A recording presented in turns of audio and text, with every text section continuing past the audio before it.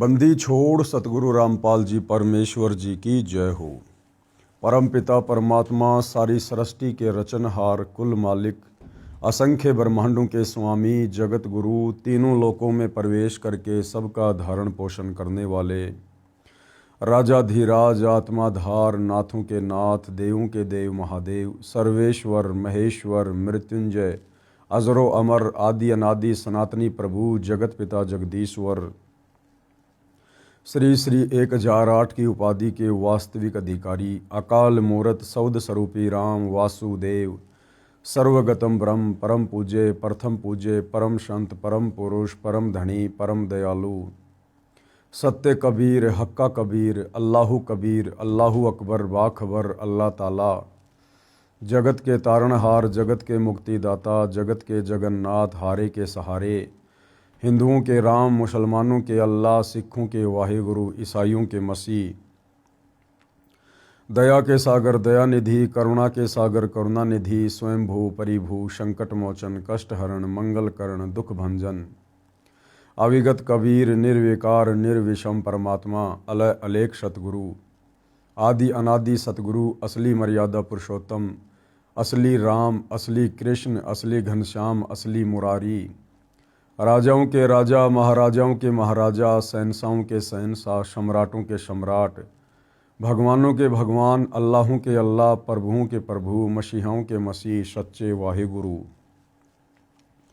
बाबाओं के बाबा पीरों के पीर सेठों के सेठ जगत सेठ सावड़सा सेठ सर्वगुण संपन्न अनंत कोटि कलाओं के स्वामी अनंत कोटि ब्रह्मांडों के नायक योगियों में महायोगी ध्यानियों में महाध्यानी सिद्धों में परम सिद्ध ज्ञानियों में तत्वज्ञानी ब्रह्म ज्ञानी महाज्ञानी परम ज्ञानी सर्वश्रेष्ठ ज्ञानी विज्ञानी युवा कबीर समर्थ कबीर असमवात अमित ओझा सच्चे रहनुमा करीम अल्लाह सुभान अल्लाह दुनिया के अंतिम पैगंबर 8 सितंबर 1951 से गांव धनाना जिला सोनीपत हरियाणा भारतवर्ष की पावन भूमि पे प्रकट रियल कल की भगवान श्री नारायण साकार हरि श्री बाबा साहेब नूर अनंत परमात्मा सच्चे दरवेश सच्चे बाखबर संत श्रोमणी सतगुरु रामपाल जी परमेश्वर जी के चरण कमल में साध संगति से जुड़े हुए आप और हम सभी सत्सेवक भाई बहनों का अनंत कोटि दंडवत प्रणाम। सत्साई भाई और बहनों, बहुत बड़ी दया बहुत बड़ी मेहर पूज्य गुरुदेव भगवान की परमेश्वर रामपाल जी की, जिनके शुभ आशीर्वाद से विशेष आशीर्वाद से और विशेषकर हिंदू समाज से जुड़े भाई बहनों को श्रद्धालुओं को परमात्मा चाहने वाली आत्माओं को परमात्मा की प्राप्ति के विषय में इस पवित्र पुस्तक हिंदू साहिबान नहीं समझे गीता वेद पुराण जो कि परम संत सतगुरु रामपाल जी के कर कमल से लिखित है, शास्त्र प्रमाणित है, अध्यात्म के विषय में भाई बहनों को बहुत कुछ जानने और समझने को मिल रहा है। और निश्चित तौर पर हमारी बुद्धि अध्यात्म के मामले में अज्ञान से सराबोर करके सदियों से हमारे धर्म गुरुओं के द्वारा घुटनों में ला दी गई थी और वही बुद्धि पुनः सतगुरु रामपाल जी के संपर्क में आने से उनकी सत्य कथाएं सुनने से सत्संग सुनने से उनके विचार सुनने से जो कि शास्त्र प्रमाणित हैं अब धीरे धीरे ऊपर को उठना शुरू हो रही है।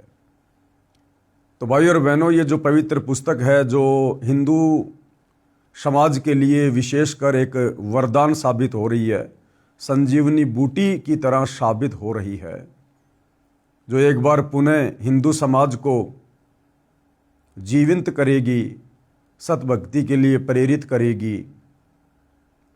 इस पुस्तक के माध्यम से पुनः सोया हुआ सनातन जागेगा, सनातनी परमात्मा प्रेमी लोग जागेंगे और अपने मूल घर अपने मूल ठिकाने सतलोक के विषय में जानेंगे। अर्थात एक बार फिर से सोया हुआ मानव समाज अपने निज घर अपने मूल ठिकाने सतलोक के विषय में जानेगा, समझेगा, उसको प्राप्त करने की चाहत अपने दिल में पैदा करेगा।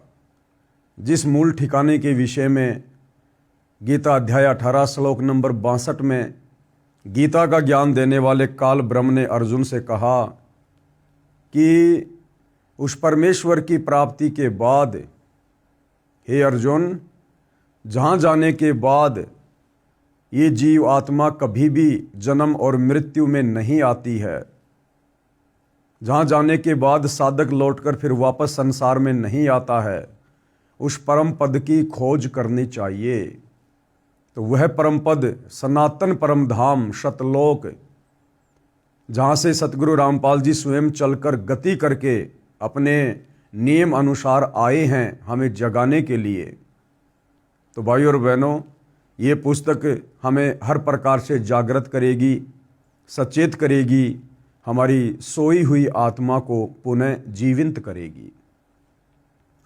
तो अब हम इस पुस्तक में आगे बढ़ते हैं। आज इसी कड़ी में हमारा ये 18वें नंबर का वीडियो है और प्रत्येक वीडियो में गुरुदेव भगवान के आशीर्वाद से हमें बहुत कुछ सोचने समझने को मिल रहा है। पिछले वीडियोज़ में आप जी ने देखा कि किस प्रकार से शास्त्रों से प्रमाणित करके सतगुरु रामपाल जी ने वर्तमान भक्ति मार्ग में हमारे भ्रमित धर्म गुरुओं ने जिस प्रकार से पाखंड फैला रखा है उसका प्रमाणित पर्दाफाश किया है। और विशेषकर कुछ पाखंड जैसे श्राद्ध निकालना, पितृ पूजा करना, प्रेत पूजा करना, देवी देवताओं की पूजा करना, मूर्ति पूजा करना, शिवलिंग की पूजा करना, ये वर्तमान हिंदू समाज में विशेष तौर पर इस तरह की घटिया साधनाओं का प्रचलन है। वैसे तो पूरा विश्व ही इस प्रकार की मूर्ति पूजा कर रहा है, खाली हिंदू समाज ही नहीं बल्कि पूरा का पूरा मुस्लिम समाज भी शिवलिंग की पूजा करता है।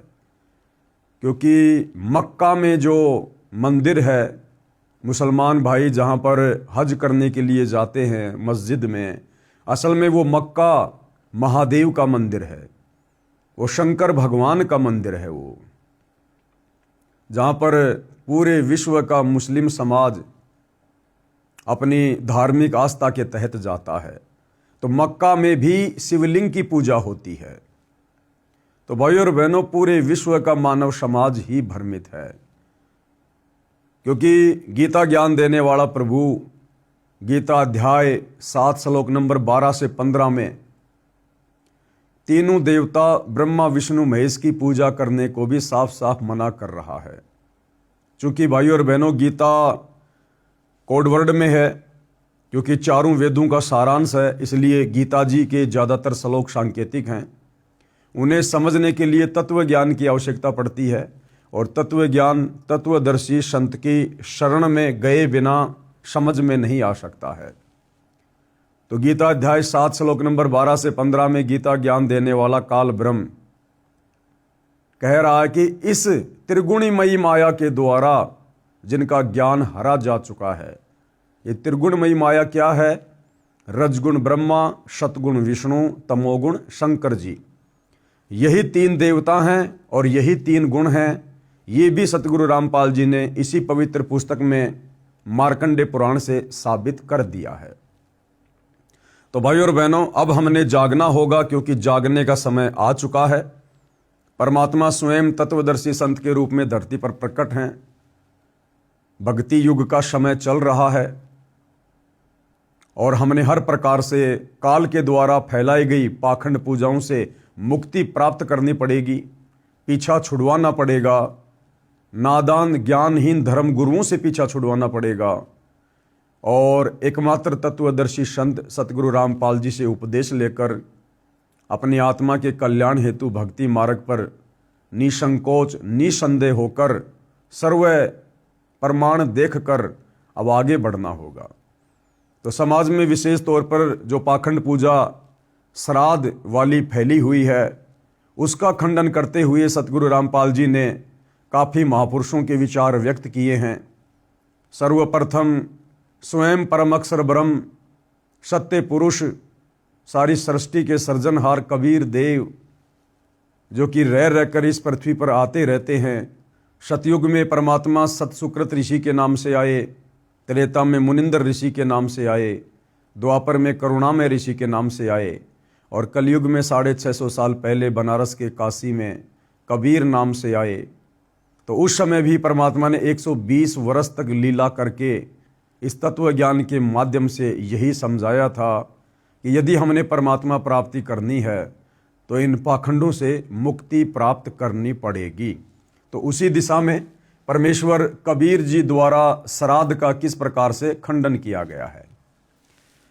एक समय काशी नगर बनारस में गंगा दरिया के घाट पर कुछ पंडित जी श्राद्धों के दिनों में अपने पितरों को जल दान करने के मकसद से गंगा के जल का लोटा भरकर पटरी पर खड़े होकर सुबह के समय सूर्य की ओर मुख करके पृथ्वी पर लोटे वाला जल गिरा रहे थे।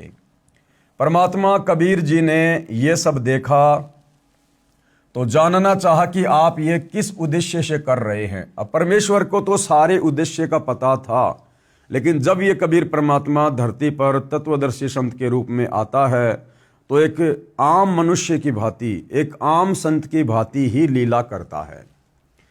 पंडितों ने बताया कि हम अपने पूर्वजों को जो पितर बनकर स्वर्ग में निवास कर रहे हैं, पितर कभी भी स्वर्ग में निवास नहीं करते हैं। स्वर्ग में तो देव आत्माएं निवास करती हैं, पितर योनि अलग है। उनको जल दान कर रहे हैं, यह जल हमारे पितरों को प्राप्त हो जाएगा। अब देखो भाई और बहनों, हमारे ज्ञानहीन नादान धर्मगुरुओं की अज्ञानता कह रहे थे कि हम ये जो जल अर्पित कर रहे हैं ना, ये स्वर्ग में हमारे पितर बैठे हुए हैं, उनके पास पहुंच जाएगा। अरे नादानो, फिर वो स्वर्ग क्या जिसमें पानी का भी अभाव है, जिस स्वर्ग में जल भी नहीं मिलता तुम्हारे पूर्वजों को, फिर वो काहे का स्वर्ग है। सीधा सीधा ये क्यों नहीं कहते कि वो भूत प्रेत पितर बनकर नरक में कष्ट उठा रहे हैं।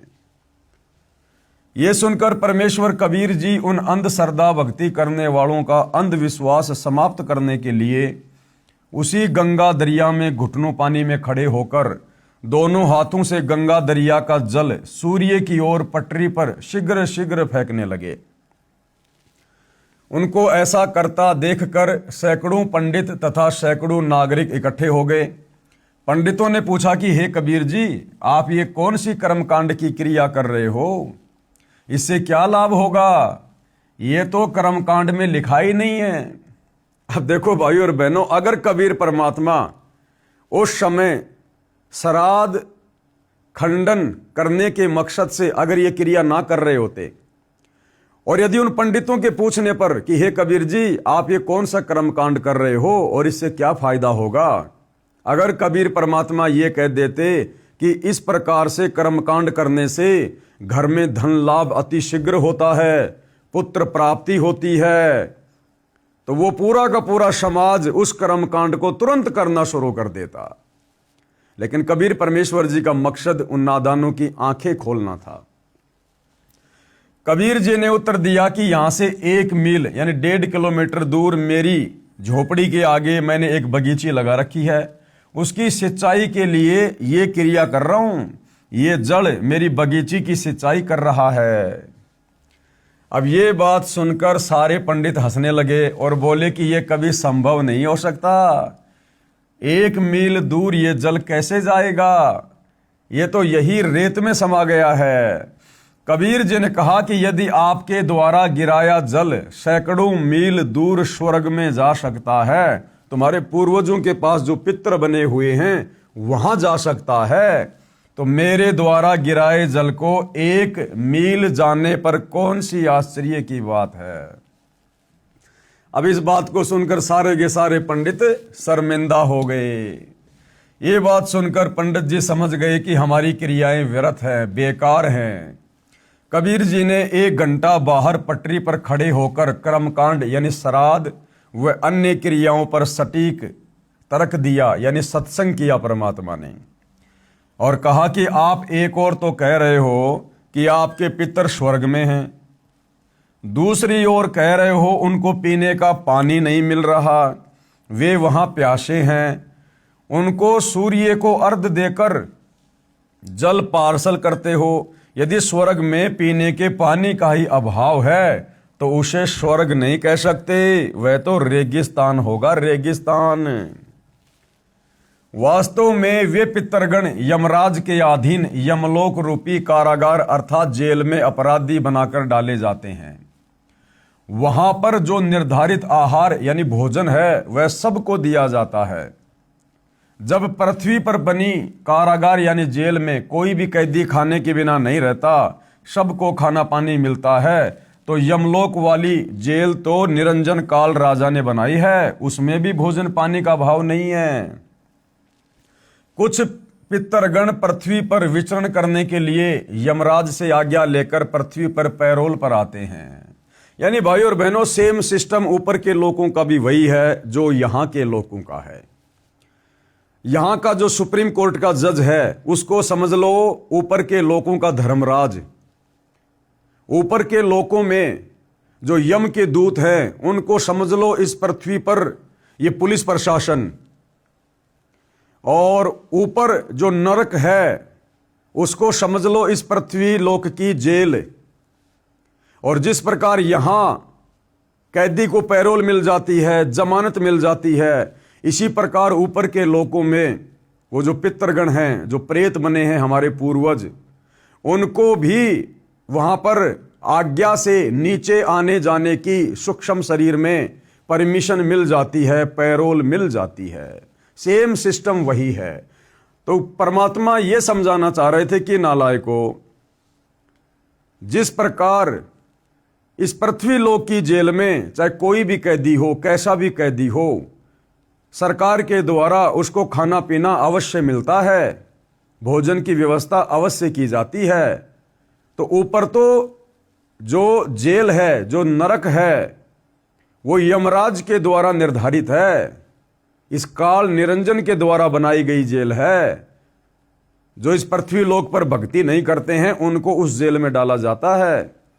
तो क्या वहां पर खाने पीने की व्यवस्था नहीं होगी? यहां से तो उत्तम ही व्यवस्था होगी। लेकिन उसके बाद गुरुदेव हमें समझाना चाहते हैं, उसके बाद फिर ये श्राद्ध क्यों निकालते हैं?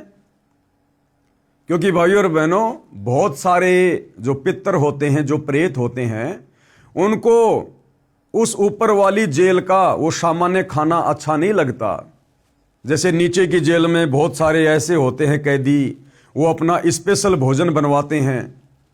जेल का सामान्य भोजन वो लोग नहीं खाते, स्पेशल भोजन बनवाते हैं या बाहर से मंगवाते हैं, जैसा भी होता है। तो ठीक इसी प्रकार कुछ एक जो पितर होते हैं वो वहां की सामान्य जेल का, नरक का खाना नहीं खाते, उनको अच्छा सा नहीं लगता है। तो वो क्या करते हैं, यमराज से पैरोल लेकर, जमानत लेकर, कुछ दिनों की मोहलत लेकर, क्योंकि वो सूक्ष्म शरीर में होते हैं, और सूक्ष्म शरीर से वो यहां पृथ्वी पर आ जाते हैं, और यहां वो किसी दूसरे के शरीर में प्रवेश करके अच्छे अच्छे भोजन का आनंद लेते हैं। तो क्या कह रहे हैं गुरुदेव? कुछ पितरगण पृथ्वी पर विचरण करने के लिए यमराज से आज्ञा लेकर पृथ्वी पर पैरोल पर आते हैं। वे जीभ के चटोरे होते हैं, उनको कारागार वाला सामान्य भोजन अच्छा नहीं लगता। वे भी मानव जीवन में इसी भ्रम में अंधभक्ति किया करते थे कि श्राद्धों में एक दिन के श्राद्ध कर्म से पितरगण 1 वर्ष के लिए तृप्त हो जाते हैं। उसी आधार से रुचि ऋषि के चारों पूर्वज पितरों ने पैरोल पर आकर काल प्रेरणा से रुचि ऋषि को भ्रमित करके और वेदों अनुसार शास्त्रोक्त साधना छुड़वाकर, विवाह कराकर श्राद्ध आदि शास्त्र विरुद्ध कर्मकांड के लिए प्रेरित किया। और ध्यान देने की बात है भाई और बहनों, जिन पितरों को, जिन प्रेतों को यमराज कुछ दिन की मोहलत दे देता है, नीचे आने की पैरोल दे देता है, जमानत दे देता है, इसमें भी उस काल का बहुत बड़ा स्वार्थ होता है। उन पितरों के माध्यम से नीचे हम प्राणियों को भटकाने के लिए, भक्ति मार्ग से भरमाने के लिए, उल्टी साधना शुरू करवाने के लिए, कर्मकांड शुरू करवाने के मकसद से उस भले ब्राह्मण को भी पितर बनाकर छोड़ा, यानी रुचि ऋषि को भी। पृथ्वी पर आकर पितर रूपी भूत किसी व्यक्ति, स्त्री या पुरुष में प्रवेश करके भोजन का आनंद लेते हैं, अन्य के शरीर में प्रवेश करके भोजन खाते हैं। भोजन की सूक्ष्म वासना से उनका सूक्ष्म शरीर तृप्त होता है।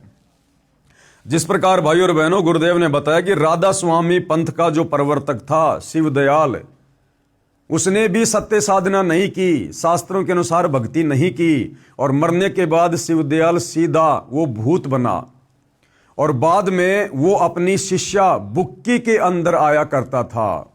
उसकी शिष्या थी बुक्की, वो शिवदयाल भूत बनकर उस बुक्की के अंदर आया करता था और पहले की तरह चूरमा बनवा कर खाया करता था।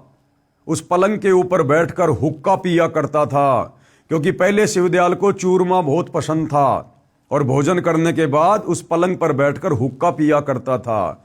उसके बाद शरीर छोड़ने के बाद जब वो भूत बन गया, मुक्ति नहीं हुई, अपनी शिष्या बुक्की के अंदर आकर चूरमा बनवा कर खाया करता था और उसी प्रकार से बुक्की के माध्यम से पलंग पर बैठकर हुक्का पिया करता था। लेकिन 1 वर्ष के लिए नहीं, यदि कोई पिता, दादा, दादी, माता आदि आदि किसी पशु के शरीर को प्राप्त हुए हैं तो उसको कैसे तृप्ति होगी? उसको 10-15 किलो चारा खाने को चाहिए। कोई श्राद्ध करने वाला गुरु पुरोहित भूखा प्यासा देखा है? आवश्यक नहीं है कि सबके माता पिता, दादा दादी आदि आदि पितर बने हों। कुछ के पशु पक्षी आदि अन्य योनियों को भी प्राप्त होते हैं, परंतु श्राद्ध सबके करवाए जाते हैं, यानी अंधश्रद्धा। इसे कहते हैं शास्त्र विधि त्याग कर मनमाना आचरण, यानी शास्त्र विरुद्ध भक्ति करना। अब इसके बाद भाइयों और बहनों, सिख धर्म के प्रवर्तक आदरणीय नानक जी ने भी श्राद्ध कर्म का खंडन किया है। क्योंकि भाइयों और बहनों, परमात्मा से प्राप्त जितने भी महापुरुष हुए हैं उन सभी का एक ही रास्ता है अध्यात्म का। उन सब के बोल वचन, उन सब के विचार आपको एक ही मिलेंगे। तो आदरणीय नानक जी को भी कबीर परमात्मा बेई नदी पर जिंदा बाबा के रूप में मिले थे। आदरणीय नानक जी की आत्मा को शरीर से निकालकर ऊपर सचखंड सतलोक में लेकर गए थे। उन्हें सर्व ब्रह्मांडों से परिचित करवाया था, सतलोक दिखाया था। उसके बाद नानक जी की आत्मा को वापस तीसरे दिन बेई नदी पर उसी शरीर में छोड़ दिया था। उसके बाद नानक जी भी परमपिता परमेश्वर कबीर साहिब जी के ज्ञान से परिचित होकर, भक्ति विधान से परिचित होकर उन्हीं की महिमा करने लगे थे और उन्हीं के विचारों को समाज में आगे बढ़ाने लगे थे। तो नानक जी भी इस पाखंड और कर्म कांड के बिल्कुल विरुद्ध थे। श्री नानक देव जी द्वारा श्राद्ध भ्रम खंडन। अन्य उदाहरण, सिख धर्म के प्रवर्तक श्री नानक देव साहिब जी की जीवनी में एक घटना ऐसी है जिसका वर्णन करता हूं, जो पवित्र पुस्तक भाई बाले वाली जन्म साखी श्री नानक देव में लिखी है, जिसकी हेडिंग आगे साखी दुनीचंद खत्री नाल होई। यानी जो भाई जो बाला था और मर्दाना था, ये नानक जी के 2 शिष्य थे। तो ये ज़्यादातर नानक जी के साथ रहा करते थे और इन्होंने नानक जी के शरीर छोड़ने के बाद में जो जो उनकी लीलाएं थी, जो जो घटनाएं घटी थी, उन्होंने अंगद देव जी के माध्यम से इसमें जन्म साखी में लिपिबद्ध करवाई थी। संक्षिप्त प्रकरण इस प्रकार है। श्री नानक जी को परमात्मा कौन? परम अक्षर ब्रह्म कबीर देव बेई नदी पर उस समय मिले थे जिस समय श्री नानक जी सुल्तानपुर शहर से सुबह के समय प्रतिदिन की तरह बेई नदी में स्नान करने के लिए गए थे। अन्य नगरवासी भी स्नान कर रहे थे। उस समय परमेश्वर कबीर जी बाबा जिंदा के वेश में आए और श्री नानक जी के साथ दरिया में स्नान करने के बहाने प्रवेश हुए। अन्य उपस्थित व्यक्ति देख रहे थे। दोनों ने दरिया में डुबकी लगाई परंतु बाहर नहीं आए। दोनों को दरिया में डूबा मान लिया गया था। परमेश्वर कबीर जी नानक जी की आत्मा को लेकर, यानी शरीर को दूर जंगल में छोड़कर अपने साथ अपने निवास स्थान सतलोक यानी सचखंड में ले गई। 3 दिन तक काल ब्रह्म के 21 ब्रह्मांडों, अक्षर पुरुष के 7 संग ब्रह्मांडों तथा अपने सतलोक के असंख्य ब्रह्मांडों की स्थिति को आंखों दिखाया, यथार्थ आध्यात्मिक ज्ञान बताया तथा यथार्थ मोक्ष मंत्र सतनाम जो 2 अक्षर का है, जिसमें एक ओम मंत्र है तथा दूसरा गुप्त है जो उपदेशी भगत को बताया जाता है, जिससे मुक्ति होना बताया। फिर एक नाम सार नाम का विशेष योगदान मानव के मोक्ष की साधना में है, उससे परिचित कराया तथा सतनाम और सारनाम को कलयुग के 5505 वर्ष बीत जाने तक गुप्त रखने की आज्ञा दी। यानी परमात्मा कबीर जी ने आदरणीय नानक जी को सारनाम दिया था, लेकिन उस समय उस सारनाम को गुप्त रखने की भी आज्ञा दी थी। श्राद्ध पिंडदान आदि कर्मकांड को व्यर्थ बताया और स्वर्ग नरक को दिखाया। तीसरे दिन श्री नानक जी की आत्मा को शरीर में प्रवेश करके अंतर्ध्यान हो गए।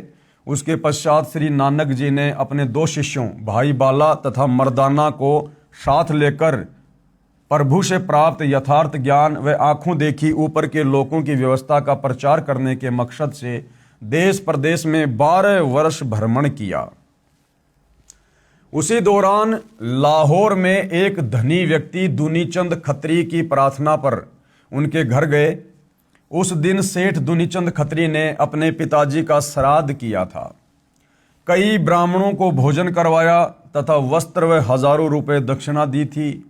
श्री नानक जी ने पूछा कि हे दुनीचंद, आज किस उपलक्ष्य में इतने पकवान बनाए हैं? दुनीचंद ने बताया कि महाराज जी, आज मेरे पिताजी का श्राद्ध किया है। श्री नानक जी ने पूछा कि आपके पिताजी कहाँ है? उत्तर दुनीचंद का कि वे स्वर्गवासी हो चुके हैं। श्राद्ध करने से उनको 1 वर्ष तक स्वर्ग में भूख नहीं लगती। ये बात सुनकर श्री नानक जी ने कहा कि हे दुनीचंद, आपको आपके अज्ञानी गुरुओं ने भ्रमित कर रखा है। आपका पिताजी तो बाघ यानी शेर शरीर को प्राप्त होकर उस जंगल में एक पेड़ के नीचे भूख से व्याकुल बैठा है। आदरणीय नानक जी ने दुनीचंद को क्या कहा कि आपके पिताजी स्वर्ग में नहीं, बल्कि आपके भ्रमित गुरुजनों के द्वारा जो आदि अधूरी साधना उनको दी गई थी, उस भक्ति साधना के चलते आपके पिताजी मरने के बाद में शेर बन गए, शेर, बाघ। और वो तो फला फला जगह उस पेड़ के नीचे बिल्कुल व्याकुल बैठे हुए हैं। यदि मेरी बात पर विश्वास नहीं है तो जांच कर सकते हैं। तू एक व्यक्ति को भोजन तैयार कर, यानी एक व्यक्ति का भोजन तैयार कर और उस जंगल में जा। तेरी दृष्टि पड़ते ही मेरे आशीर्वाद से उस बाघ यानी शेर को मनुष्य बुद्धि आ जाएगी, यानी वो तुझे हानि नहीं पहुंचाएगा। उसको अपना पूर्व जन्म भी याद आ जाएगा। जब वो तेरा पिता था, वो जन्म भी उसको याद आ जाएगा उस बाघ की योनि में। दुनीचंद जी को श्री नानक जी पर पूर्ण विश्वास था कि इन्होंने जो बोल दिया वह सिद्ध है। इस महात्मा में लोग बड़ी शक्ति बताते हैं। दुनीचंद सेठ एक व्यक्ति का भोजन जो श्राद्ध के बाद बचा था लेकर उस बताए जंगल में उसी झाड़ के पास गया तो एक सिंह दिखाई दिया जो दुनीचंद की ओर कुत्ते की तरह दूम हिला हिलाकर भाव प्रकट करने लगा कि मैं कोई हानि नहीं करूंगा, आजा मेरे पास। दुनीचंद सेठ ने भोजन बाघ के सामने थाली में रख दिया। सारा भोजन बाघ खा गया।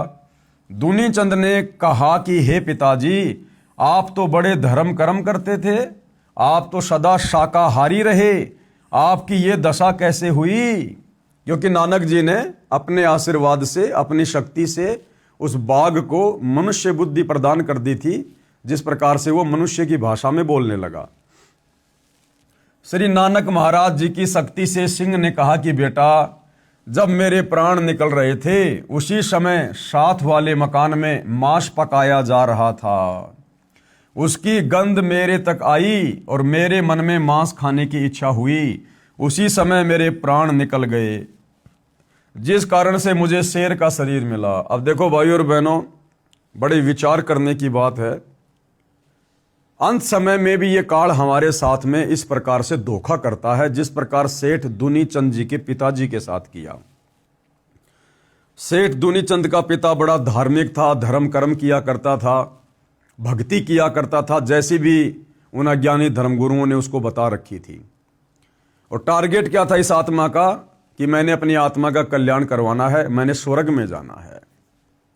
लेकिन अंत समय में तत्वदर्शी संत की शरण के अभाव में और संपूर्ण ज्ञान ना हो पाने के चलते आत्मा को किस प्रकार से यह काल भ्रमित करता है।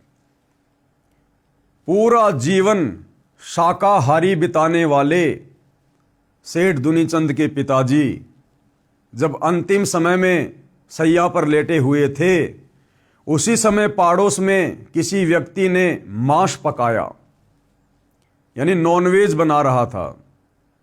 और उस मांस की जो महक थी, जो गंध थी, वो सेठ दुनीचंद जी के पिताजी के नाकों में आई और उस महक को सूंघ कर काल प्रेरणा से सेठ दुनीचंद के पिताजी ने सोचा कि वाह क्या महक है। बस इतना ही सोचा और उसी समय उनके प्राण निकल गए। और परमात्मा जी का फिर अटल विधान है कि अंत समय में शरीर छोड़ते समय इस प्राणी की आस्था, इसकी मोह ममता, इसकी चाहत जिस भी वस्तु में रह जाएगी, पोते में, पोती में, धन में, संपत्ति में, खेत में, किसी पशु में या खाने पीने में, ये प्राणी उस विधान अनुसार वही जन्म लेगा, उसी प्रकार की योनि को जन्म प्राप्त करेगा। तो अंत समय में वो मांस की महक दुनीचंद के पिताजी के नाक में पड़ी और मांस खाने की इच्छा जागृत हुई। उसी समय उनके प्राण निकल गए और वो इच्छा उनके अंदर रह गई सूक्ष्म शरीर में। काल ने अगला जन्म उसको बाघ का दे दिया, शेर का, कि ले बेटा, अंत समय में तेरी मांस खाने की इच्छा थी ना, अब तू कच्चा मांस खा, कच्चा मांस, जब तक इस बाघ के शरीर में रहेगा।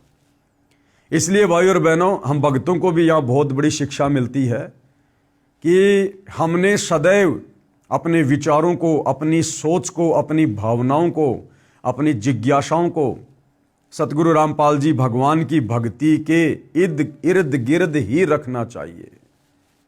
हमने सांसारिक लोगों से ज्यादा उठना बैठना, बातचीत करना, व्यवहार करना बिल्कुल बंद कर देना चाहिए।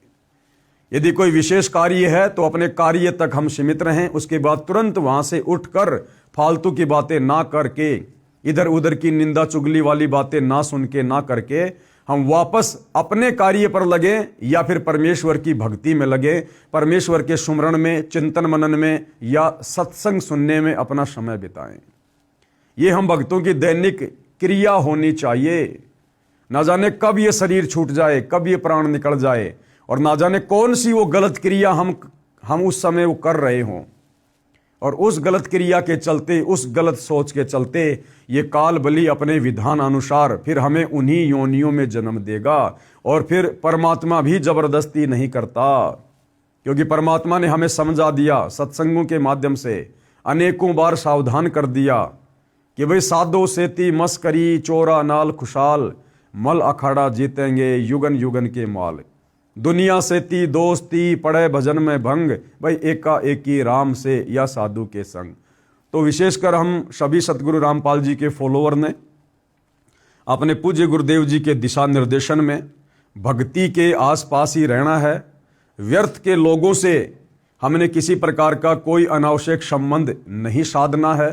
व्यर्थ के लोग वो हैं जो तत्वदर्शी संत से उपदेश लेकर सत भक्ति नहीं करते हैं, या तत्वदर्शी संत से उपदेश लेकर भी जो अपनी उन पुरानी घटिया आदतों को नहीं छोड़ते हैं, उसी प्रकार का सांसारिक जीवन ज्यादा जीते हैं, वो लोग भी हमारे लिए भगत होने के बावजूद व्यर्थ के लोगों की श्रेणी में आते हैं। इसलिए भाई और बहनों, आप और हमने भी बहुत सावधानी रखनी चाहिए। तो सेठ दुनीचंद जी के पिताजी ने कहा कि बेटा, अंत समय में वो मांस की महक मेरे नाक में आई तो मेरे मन में मांस खाने की इच्छा जागृत हुई। उसी समय मेरे प्राण निकल गए, जिस कारण से मुझे शेर का शरीर मिला। बेटा दुनीचंद, आप किसी पूर्ण संत से दीक्षा लेकर अपने जीव का कल्याण करा लेना। अब दुनीचंद को पता चल गया कि भैया फिर नानक जी से बड़ा पूर्ण संत कौन हो सकता है वर्तमान में, जिन्होंने अपने आशीर्वाद से शेर को मनुष्य भाषा में बुलवा दिया, मनुष्य बुद्धि प्रदान कर दी। मानव जीवन बड़ी कठिनता से मिलता है, ये कहकर शेर जंगल की ओर गहरा चला गया। दुनीचंद ने उन अज्ञानी धर्मगुरुओं को धिक्कारा जो सबको भ्रमित कर रहे थे, जिन्होंने दुनीचंद के पिताजी की भी दुर्गति करवा दी अंत में।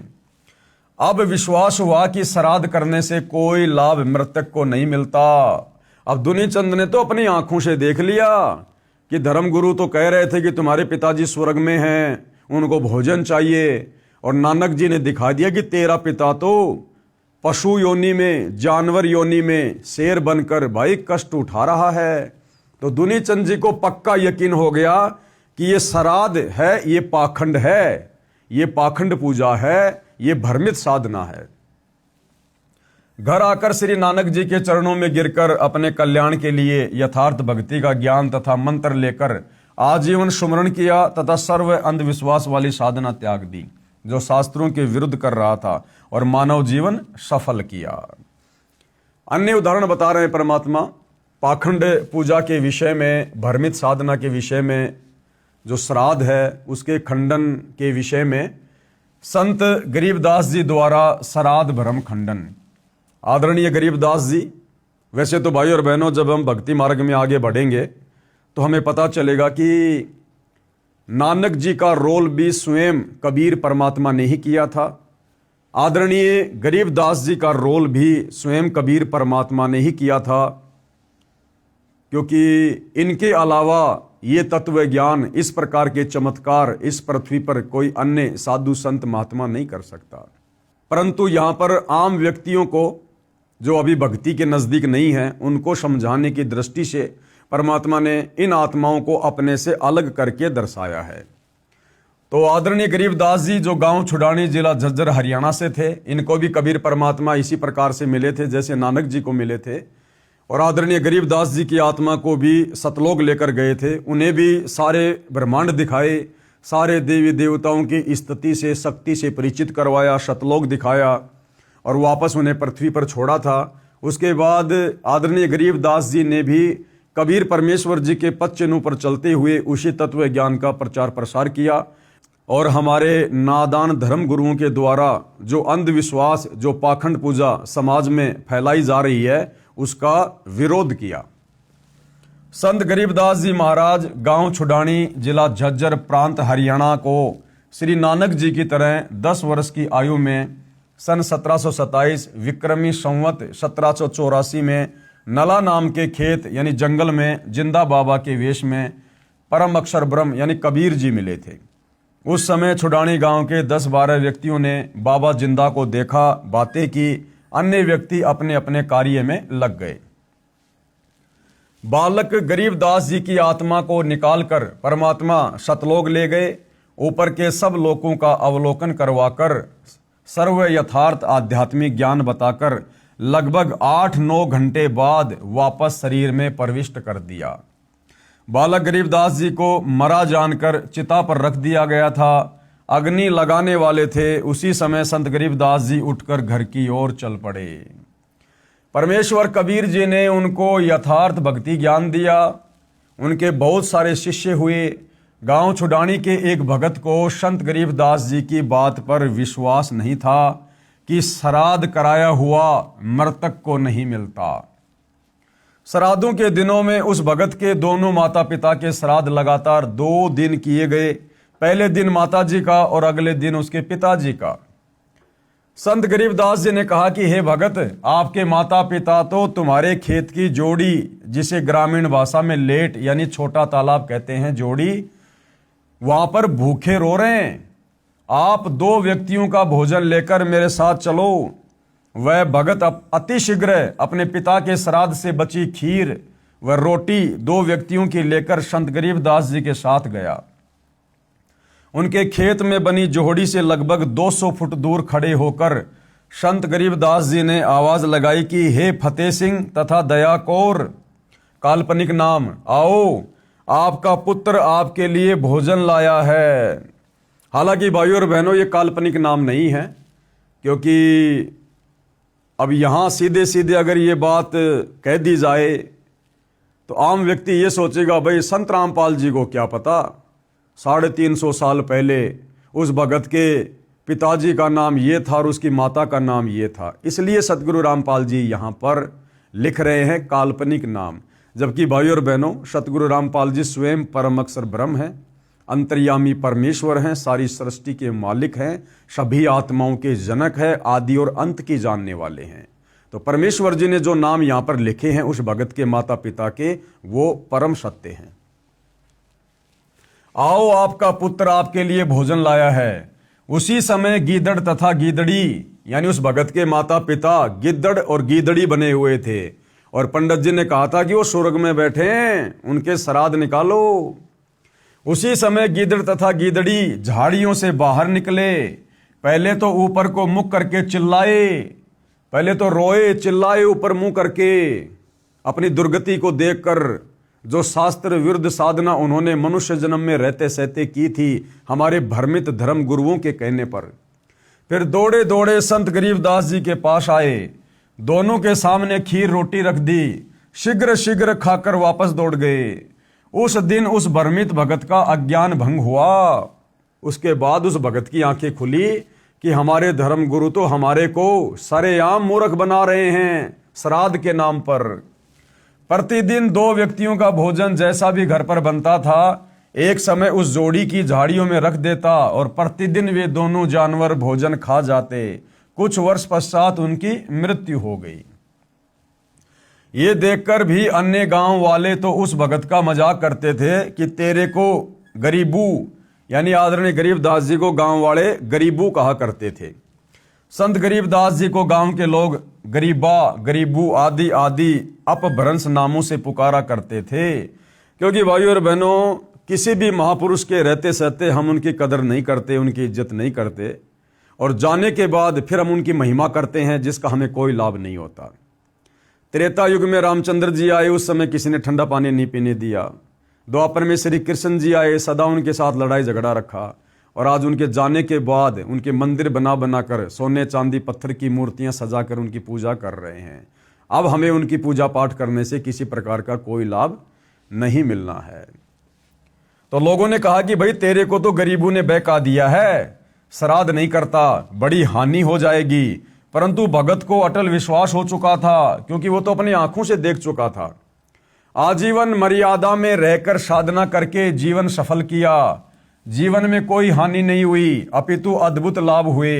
धनी हो गया, सैकड़ों गाय मोल ले ली, बड़ी हवेली यानी कोठी बना ली। कुछ वर्ष पश्चात बच्चों ने भी दीक्षा ले ली, सुखी जीवन जिया। यानी हमारे धर्मगुरु जो हमें डराते हैं ना कि श्राद्ध नहीं निकालोगे तुम्हारे घर में ये नुकसान हो जाएगा, वो नुकसान हो जाएगा।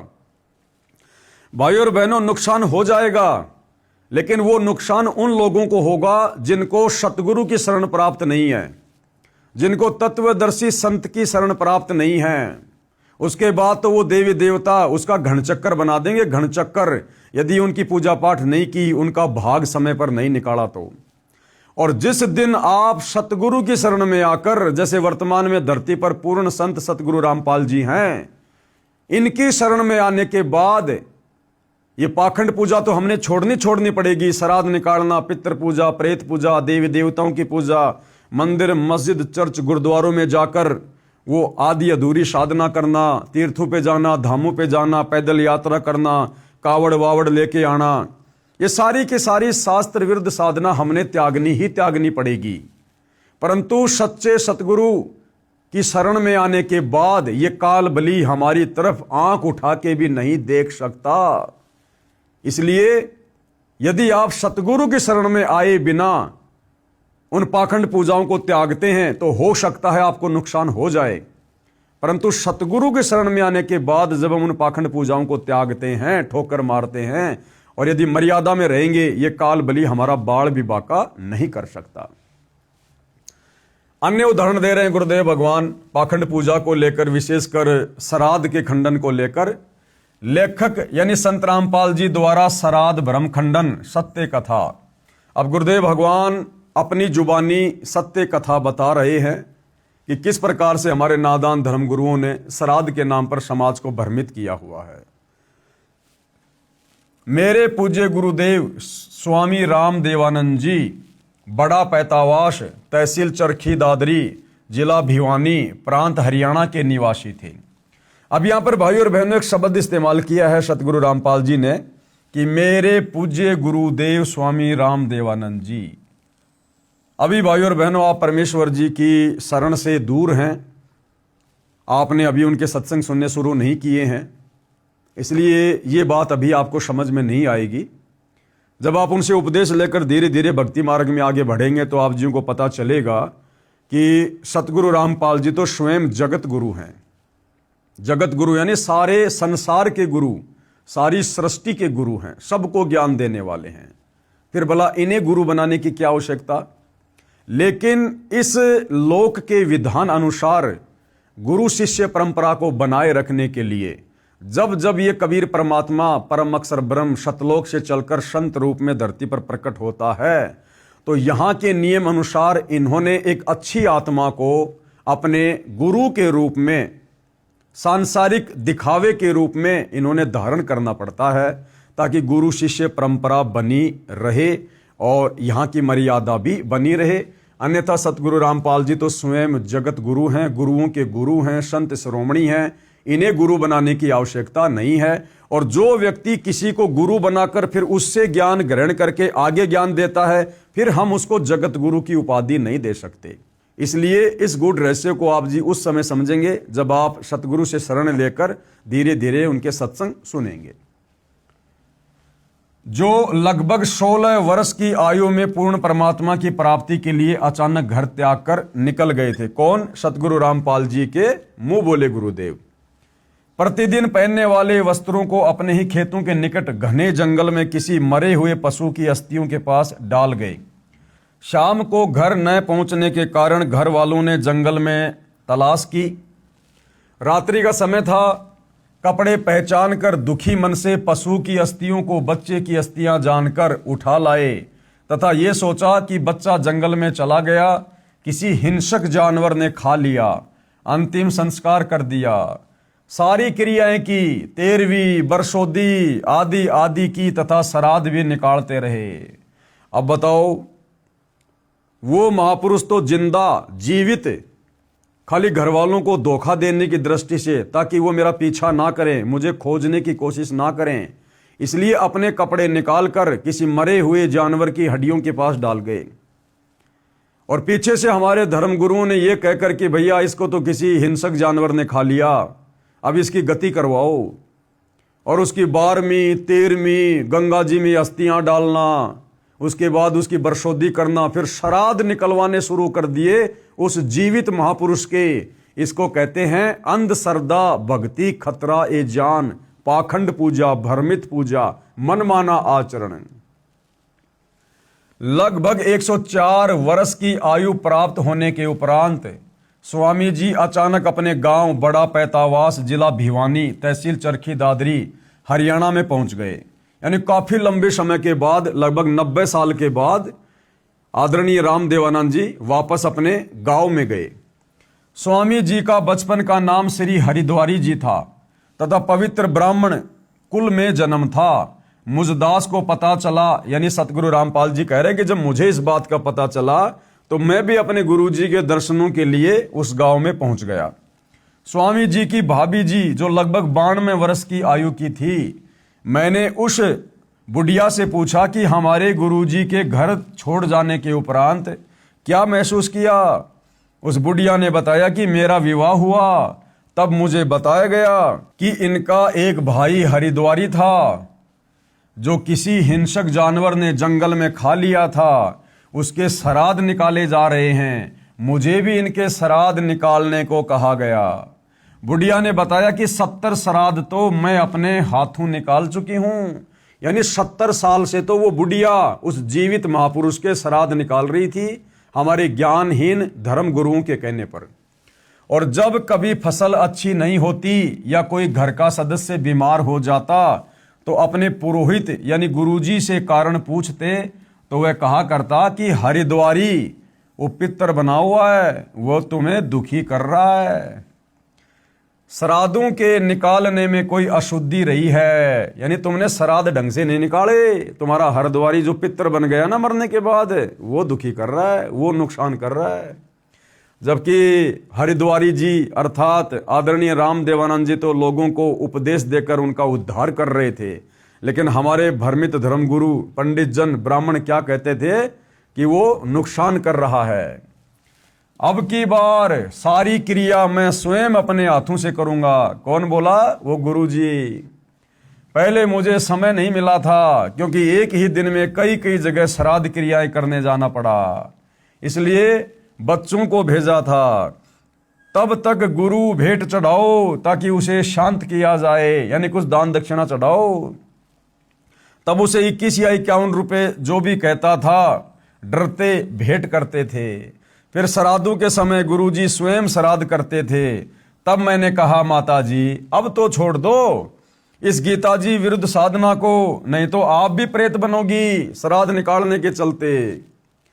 क्योंकि गीता अध्याय 9 श्लोक 25 सुनाया, तब वह बुढ़िया कहने लगी गीता जी तो मैं भी पढ़ती हूं।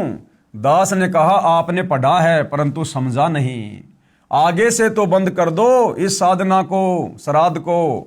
बुढ़िया ने उत्तर दिया ना भाई, कैसे छोड़ दें श्राद्ध निकालना, ये तो सदियों पुरानी परंपरा है। बताओ, आंखों देखने के बाद कि तेरा देवर हरद्वारी जिंदा है, जिसको मरा हुआ जानकर इन ज्ञानहीन भ्रमित धर्म गुरुओं के कहने पर वो 70 श्राद्ध निकाल चुकी थी। और जब गुरुदेव ने उसको बताया, समझाया, गीता जी का हवाला दिया अध्याय 9 श्लोक नंबर 25 का, कि श्राद्ध निकालने वाले भूत बनेंगे, देवताओं को पूजने वाले देवताओं के पास जाएंगे, पितरों को पूजने वाले पितरों के पास जाएंगे। उसके बाद बुढ़िया कहती भाई गीता जी तो मैं भी पढ़ती हूं, लिखा तो यही है। तो गुरुदेव ने कहा कि बुढ़िया अब तो छोड़ दे श्राद्ध निकालना, आदमी तेरे सामने जीवित है। तो बुढ़िया करी ना भाई, इब के या लाग छुट्टे से, ये तो पुरानी परंपरा है, पुरानी परंपरा, ये तो निकालने ही पड़ेंगे।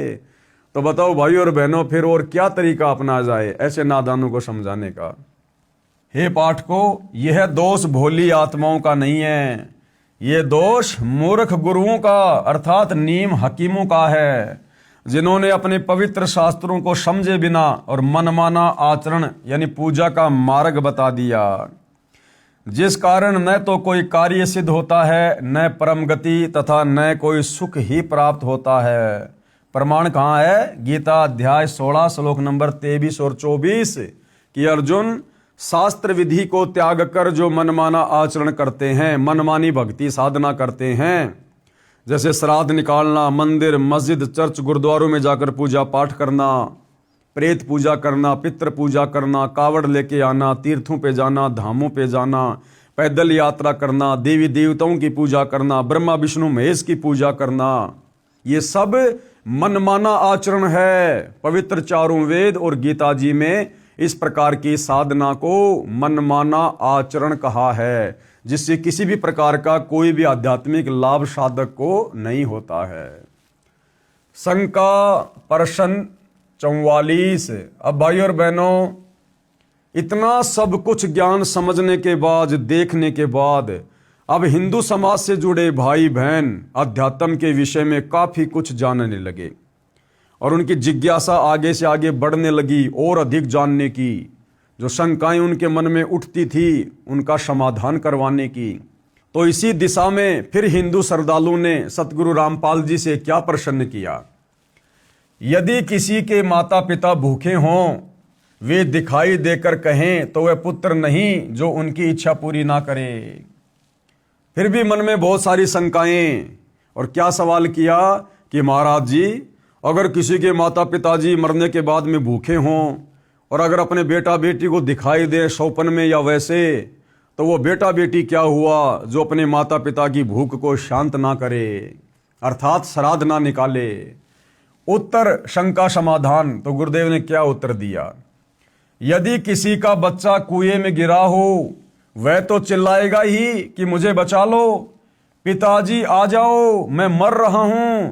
वह पिता मूर्ख होगा जो भावुक होकर कुएं में छलांग लगाकर बच्चे को बचाने की कोशिश करेगा, स्वयं भी डूबकर मर जाएगा और बच्चे को भी नहीं बचा पाएगा।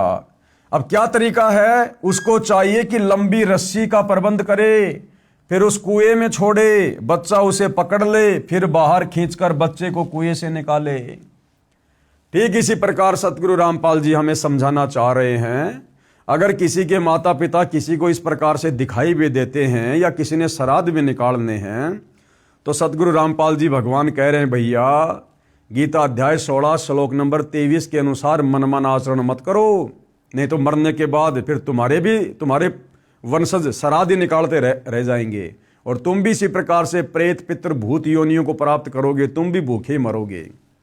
उसका तरीका है अपने उन पूर्वजों की आत्माओं को शांत करने का भी और स्वयं भी अपने बचाव करने का तरीका है। वो तरीका क्या है? तत्वदर्शी संत से उपदेश लेकर शास्त्र अनुकूल भक्ति करो, उससे तुम्हारे पूर्वज जो भूत प्रेत पितर बने हुए हैं या अन्य किसी पशु पक्षी योनि में कष्ट भोग रहे हैं, उनको भी मनुष्य जन्म मिलेगा, उस कष्ट से छुटकारा मिलेगा और तुम्हें भी सत भक्ति मिलने के चलते एक मुक्ति का रास्ता मिलेगा, मुक्ति का मार्ग मिलेगा। श्राद्ध निकालना कोई समाधान नहीं है, ये तो उल्टा कुएं में गिरना है।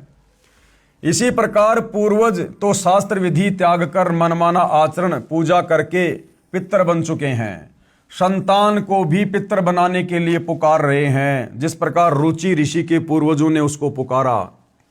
तत्व ज्ञान को समझकर अपना कल्याण करवाएं तथा मुझ दास रामपाल दास के पास परमेश्वर कबीर बंदी छोड़ जी की प्रदान की हुई वह विधि है जो साधक यानी भगत को तो कल्याण करेगी, उसके पितरों की भी यानी पितर योनि छूटकर मानव जन्म प्राप्त होगा तथा भक्ति युग में जन्म होकर सत्य भक्ति करके 1 या 2 जन्म में पूर्ण मोक्ष प्राप्त करेंगे। ये तरीका है अपने उन पूर्वजों की आत्माओं को तृप्त करने का, उनकी उन पशु योनियों पितर योनियों से उनको छुटकारा दिलाने का। विचार करें गुरुदेव क्या कह रहे हैं। जैसा कि उपरोक्त रुचि ऋषि की कथा में पितर डर रहे हैं कि यदि हमारे श्राद्ध नहीं किए गए तो हम पतन को प्राप्त होंगे।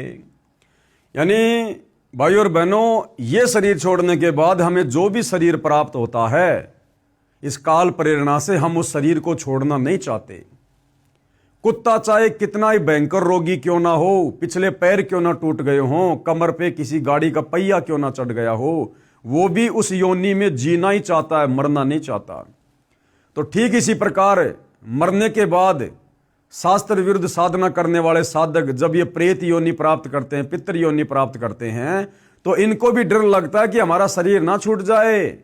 वो जिस सूक्ष्म शरीर में रहते हैं उस सूक्ष्म शरीर में भले कितने कष्ट हों, परंतु मरना वो भी नहीं चाहते। जैसा कि उपरोक्त रुचि ऋषि की कथा में पितर डर रहे हैं कि यदि हमारे श्राद्ध नहीं किए गए तो हम पतन को प्राप्त होंगे, अर्थात मृत्यु हो जाएगी। अब उनको पितर योनि जो अत्यंत कष्टमय है, अच्छी लग रही है, उसे त्यागना नहीं चाह रहे हैं। ये तो वही कहानी वाली बात है कि एक समय एक ऋषि को अपने भविष्य के जन्म का ज्ञान हुआ। अब गुरुदेव एक कथा सुना रहे हैं, इस काल ने कैसा भयंकर जाल आप और हमारे ऊपर डाल रखा है। हम मनुष्य हैं, आज वर्तमान में हर प्रकार से सुख सुविधा भोग रहे हैं, परंतु मरना कोई नहीं चाहता। चाहे हॉस्पिटल में भयंकर रोग से आदमी सड़ रहा है और पता है कि तुम मरेगा, लेकिन फिर भी मरना नहीं चाहता। अपनी जमीन बेच देगा, गहने बेच देगा अपने इलाज के लिए। इसी प्रकार शरीर छूटने के बाद जब हम अन्य योनियों में जाते हैं जो शास्त्र अनुसार भक्ति साधना नहीं करते, भले वो सूअर की योनि में चला गया। अब सूअर का क्या जीवन भाई और बहनों, गधे का क्या जीवन, कितना कष्ट, दुख ही दुख है। परंतु वो गधा भी मरना नहीं चाहता, उस शरीर को उत्तम शरीर मान रहा है। वो सूअर भी मरना नहीं चाहता, उस शरीर को उत्तम शरीर मान रहा है। तो इसी विषय में पूज्य गुरुदेव भगवान हमें एक ऋषि की कथा सुना रहे हैं जो इसी प्रकरण से संबंधित है। एक समय एक ऋषि को अपने भविष्य के जन्म का ज्ञान हुआ। उसने अपने बेटों को बताया कि मेरा अगला जन्म फला फला व्यक्ति के घर पर एक सूअरी से होगा और मैं सूअर का जन्म पाऊंगा। उस सूअरी के गले में गांठ है, यह उसकी पहचान है। उसके पेट से मेरा जन्म होगा। मेरी पहचान ये होगी कि मेरे सिर पर गांठ होगी जो दूर से दिखाई देगी। मेरे बच्चों, उस व्यक्ति से मुझे मोल ले लेना तथा मुझे मार देना और मेरी गति कर देना। यानी उस व्यक्ति को पता था जो मनुष्य जन्म में था, वो ऋषि, कि भाई मेरा अगला जन्म सूअरी के पेट से होगा। और अपने बच्चों को उसने पहले बता दिया कि बच्चों, सूअर का जन्म तो बड़ा दुखदायी होता है, बड़ा कष्टदायी होता है। बच्चों, मैं बड़ा दुख पाऊंगा, इसलिए तुम एक काम करना, मैं तुम्हें पहले बता रहा हूं कि मेरा अगला जन्म फला फला व्यक्ति के घर पर जो सूअर है ना, वहां एक सूअरी के पेट से होगा। और कौन सी सूरी के पेट से होगा? जिस सूरी के जो है गले के पास में गांठ होगी, तुम पहचान कर लेना। और उस सूरी के पेट से जन्म लिया हुआ मैं कौन सा बच्चा होऊंगा? मेरे सर में गांठ होगी जो दूर से दिखाई देगा, तो तुम पहचान कर लेना कि ये हमारा पिताजी है, और मुझे मोल ले लेना और फिर मेरे को मार देना किसी भी प्रकार से, ताकि मेरी गति हो जाए, उस शरीर से मेरा छुटकारा हो जाए। बच्चों ने कहा, बहुत अच्छा पिताजी। ऋषि ने फिर आंखों में पानी भरकर कहा कि बच्चों, कहीं लालचवश मुझे मोल न लो और मुझे तुम मारो नहीं। ये कार्य तुम अवश्य करना, नहीं तो मैं सूअर योनि में महाकष्ट उठाऊंगा। बच्चों ने पूर्ण विश्वास दिलाया कि पिताजी, हम जरूर आपका कल्याण करवा देंगे। उसके पश्चात कुछ दिनों में उस ऋषि का देहांत हो गया। उसी व्यक्ति के घर पर उसी गले में गांठ वाली सूरी के वही सिर पर गांठ वाला बच्चा भी अन्य बच्चों के साथ उत्पन्न हुआ। उस ऋषि के बच्चों ने वह सूरी का बच्चा मोल ले लिया, तब उसे मारने लगे।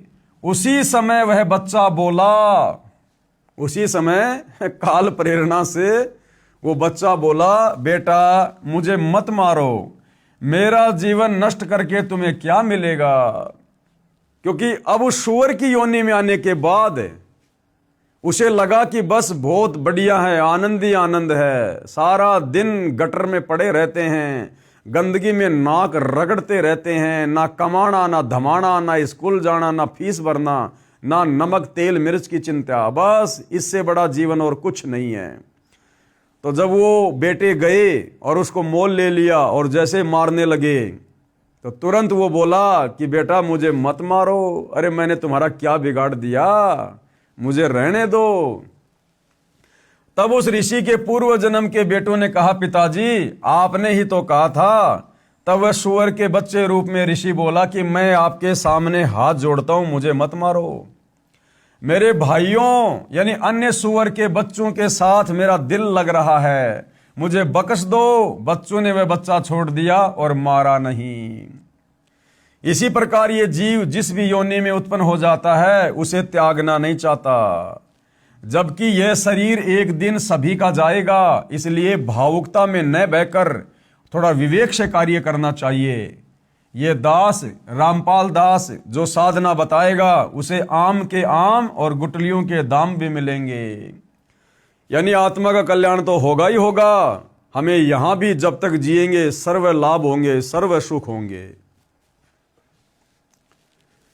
इसी विष्णु पुराण में तीसरे अंश के अध्याय 15 श्लोक 55 से 56 पर 213 पर लिखा है कि और वो ऋषि सगर राजा को बता रहा है। क्या बता रहा है? हे राजन, श्राद्ध करने वाले पुरुष से पितरगण विश्वदेवगण आदि सभी संतुष्ट हो जाते हैं। हे भूपाल, पितरगण का आधार चंद्रमा है और चंद्रमा का आधार योग, योग यानी शास्त्र अनुकूल भक्ति है। इसलिए श्राद्ध में, अब देखो विष्णु पुराण क्या बता रहा हमारे को, श्राद्ध निकालने की क्या विधि बता रहा है। इसलिए श्राद्ध में योगी यानी तत्व ज्ञान अनुसार शास्त्र विधि अनुसार साधक जन को अवश्य बुलाएं। यदि श्राद्ध में 1000 ब्राह्मण भोजन कर रहे हों, कौन से ब्राह्मण? जो शास्त्रों को त्याग कर भ्रमित साधना करते हैं, उस प्रकार के 1000 ब्राह्मण अगर श्राद्ध में बैठकर भोजन कर रहे हों, उनके सामने एक योगी यानी एक भगत। कौन सा भगत? जो तत्वदर्शी संत से उपदेश लेकर शास्त्रों के अनुसार भक्ति कर रहा हो। उनके सामने एक योगी शास्त्र अनुकूल साधक भी हो तो वह उन 1000 ब्राह्मणों का भी उद्धार कर देता है तथा यजमान का भी उद्धार कर देता है। पितरों का उद्धार का अर्थ है कि पितरों की योनि छूटकर मानव शरीर मिलेगा। यजमान तथा ब्राह्मणों के उद्धार से तात्पर्य यह है कि उनको सत्य साधना का उपदेश करके मोक्ष का अधिकारी बनाएगा। अब भाई और बहनों, आप और हमें देखो घर बैठे कितना बड़ा लाभ मिल रहा है सतगुरु की शरण में आने के बाद। अब हम भगत भाई बहनों ने कोई श्राद्ध नहीं निकालने, ना हम निकालते, ना हम कोई शास्त्र विरुद्ध पाखंड पूजा करते, ना कोई कर्मकांड करते और करवाते, ना सहयोग देते, क्योंकि सहयोग देना भी परमात्मा का दोषी कहलाता है। अब भाई और बहनों, जो विष्णु पुराण में श्राद्ध निकालने की उत्तम व्यवस्था जो लिखी हुई है कि भाई अगर शास्त्र अनुकूल भक्ति करने वाला एक व्यक्ति और शास्त्र विरुद्ध साधना करने वाले 1000 ब्राह्मणों के सामने बैठा दिया जाए तो शास्त्र अनुकूल साधना करने वाला एक योगी, एक भगत, उन 1000 ब्राह्मणों का भी, और साथ में श्राद्ध निकालने वाले उस व्यक्ति का भी, और साथ में जिसके लिए वो श्राद्ध निकाल रहा है अपने पूर्वजों के लिए, जो प्रेत पित्र बने हुए, उन सब का उद्धार हो जाता है। अब आप और हमारा किस प्रकार से हो रहा है? हम सतगुरु रामपाल जी के सत्संग सुनने के लिए जब वे आश्रम में होते हैं, हम आश्रम में जाते हैं। आश्रम में जाकर हम क्या करते हैं? भक्ति विधान अनुसार 10वां अंश दान करते हैं। कुछ दान धर्म के रूप में पैसा गुरुदेव भगवान को समर्पित करते हैं। फिर हमारे उस दान धर्म से वहां आश्रम में आने वाले हजारों भगत भाई बहन जो शास्त्र अनुकूल साधना कर रहे होते हैं, वो सब भोजन भंडारा खाते हैं। यानी भाइयों और बहनों, विष्णु पुराण में तो लिखा कि यदि एक भगत भी, एक योगी जो शास्त्रों के अनुसार साधना करता है, सच्चे तत्वदर्शी संत से उपदेश लेकर उसके भोजन करने से तुम्हारे पितरों का और तुम्हारा भी उद्धार हो जाता है। और जब सतगुरुदेव भगवान आश्रम में होते हैं सशरीर, और उस समय यदि हम आश्रम में जाकर दान करते हैं, उस दान से फिर हजारों भगत भाई बहनों के लिए भोजन की व्यवस्था होती है, और सभी साधक जन, सभी योगी जन हमारे उस दान से भोजन ग्रहण करते हैं। तो सोचो भाइयों और बहनों, जब हजारों लाखों भगत भोजन खाएंगे तो हमारे पितर तो चुटकी बजाते ही मनुष्य योनि को प्राप्त करेंगे, मनुष्य योनि को। तो ये है उत्तम विधि हमारे उन पूर्वजों की संतुष्टि के लिए, उनकी तृप्ति के लिए, जो हमारे भ्रमित धर्म गुरुओं के द्वारा ये पाखंड पूजा करके और इस प्रकार की निकृष्ट योनियों को प्राप्त हुए हैं। और वर्तमान में हमारे भ्रमित धर्म गुरुओं के द्वारा जिस प्रकार से श्राद्ध निकलवाए जाते हैं पाखंड पूजा के तहत, कर्म कांड के तहत, ये शास्त्र विरुद्ध होने से ना तो उनके पितरों की तृप्ति होगी, और उल्टा वो श्राद्ध निकालने वाला भी पाप का भागी, और श्राद्ध का भोजन खाने वाला उस श्राद्ध निकालने वाले से भी कई गुना ज्यादा पाप का भोगी। पेश है प्रमाण के लिए श्री विष्णु पुराण के 3रे अंश के अध्याय 15 श्लोक 55-56 की फोटोकॉपी, यानी परमाणु सहित सब कुछ बताया जा रहा है। यह विष्णु पुराण का 3रा अंश है। हे भूपाल, यानी हे पृथ्वी के राजा, पितृगण का आधार चंद्रमा है, और चंद्रमा का आधार योग है, यानी शास्त्र अनुकूल भक्ति है। इसलिए श्राद्ध में योगी जनों को नियुक्त करना अति उत्तम है, यानी शास्त्र अनुकूल सत भक्ति कर रहे भगत को नियुक्त करना, उसको बुलाना अति उत्तम है। हे राजन, यदि श्राद्ध भोजी 1000 ब्राह्मणों के सम्मुख एक योगी भी हो, यानी एक सच्चा भगत भी हो, तो वह यजमान सहित उन सब का उद्धार कर देता है। अब सतगुरु रामपाल जी सबसे बड़े योगी हैं, हालांकि परमेश्वर हैं, परमात्मा हैं, लेकिन इस विधि अनुसार हम सोचें विचार करें तो सतगुरु रामपाल जी वर्तमान में धरती पर सबसे बड़े योगी हैं जो शास्त्र अनुकूल सत भक्ति कर रहे हैं। तो ऐसे में उनकी शरण ग्रहण करके उनसे उपदेश लेकर जब हम उनके रहते सहते आश्रम में जाएंगे, दान धर्म करेंगे, तो वहां हजारों भगत भाई बहन आएंगे, वो भी भोजन करेंगे, और सतगुरु रामपाल जी भी उसी भंडारे से भोजन करते हैं। तो सतगुरु रामपाल जी को भोग लगने के बाद उस भगत के जो पूर्वज होते हैं, जो अंध भक्ति करके आज भूत प्रेत पित्र बने हुए हैं, पशु पक्षी योनियों में कष्ट उठा रहे हैं, उन सब को तुरंत मनुष्य जन्म मिलेगा, और सतगुरु रामपाल जी उन्हें भी अपनी शरण में लेंगे। ठीक इसी प्रकार भाइयों और बहनों, वर्तमान में गीता जी अध्याय 3 श्लोक नंबर 13 के अनुसार हम सतगुरु रामपाल जी के सभी भगत भाई बहन जिस प्रकार से उस विधान को फॉलो करते हुए अपने अपने घर पर प्रतिदिन भोग की आरती के साथ सतगुरु रामपाल जी को भोग लगा रहे हैं, ये वही विधि है जो विधि इस विष्णु पुराण में लिखी हुई है। या हमारे घर पर जो भगत भाई बहन आते हैं और हम श्रद्धा के साथ उनको भोजन पानी करवाते हैं, भंडारा करवाते हैं, ये वही विधि है जो विधि यहां पर लिखी हुई है। लेकिन हमारा मकसद, हमारा टारगेट विशेष हमारे पूर्वजों की मुक्ति करवाने का नहीं होना चाहिए। हमने मन में विचार भी नहीं करना चाहिए, वो तो ऑटोमेटिक होगा ही होगा। हम ना सोचेंगे तो भी इस विधि से भक्ति करने के कारण हमारे पूर्वजों का कल्याण होगा ही होगा। योगी की परिभाषा, अब गुरुदेव समझा रहे कि योगी यानी भगत क्या होता है, भगत की क्या परिभाषा है। गीता अध्याय 2 श्लोक नंबर 53 में कहा है कि हे अर्जुन, जिस समय आपकी बुद्धि भिन्न भिन्न प्रकार के भ्रमित करने वाले ज्ञान से हटकर एक तत्व ज्ञान पर स्थिर हो जाएगी, तब तू योगी बनेगा। अर्थात तत्वदर्शी संत से सत्संग सुनने के बाद जब हमारा मन, हमारी बुद्धि, हमारा चित्त इस बात को दृढ़ता के साथ में स्वीकार कर लेगा कि सतगुरु रामपाल जी जो शास्त्र अनुकूल प्रमाणित सत भक्ति बता रहे हैं, इस भक्ति के अलावा संसार में दूसरा कोई भक्ति मार्ग नहीं है और सतगुरु रामपाल जी के अलावा आत्मा का कल्याण करवाने वाला परम संत दूसरा कोई धरती पर नहीं है।